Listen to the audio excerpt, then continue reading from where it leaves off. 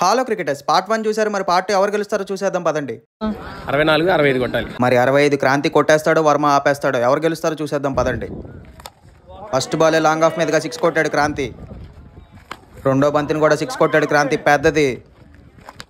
What a shot by Kranti, మూడో 6.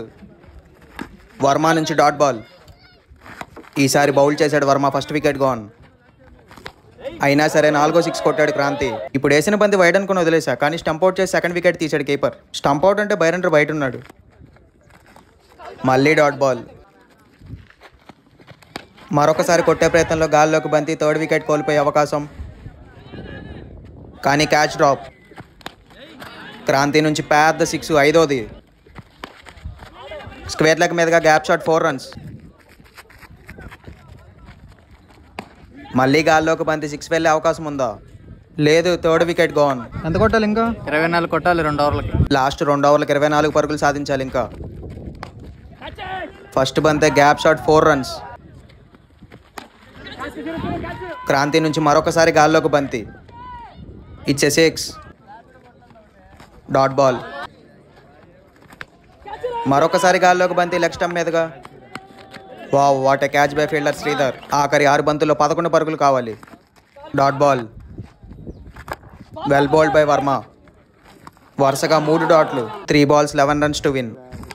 Straight 6 కొట్టాడు క్రాంతి, పెద్దది. ఇంకా 2 బాల్లకు 5 పరుగులు మాత్రమే.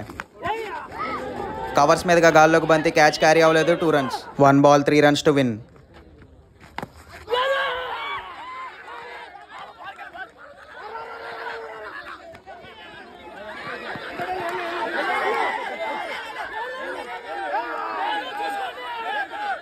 కొంతసేపు ఏమర్థం కాలేదని మీ అందరికీ నాకు అర్థమైంది. విషయం ఏంటో చెప్తా.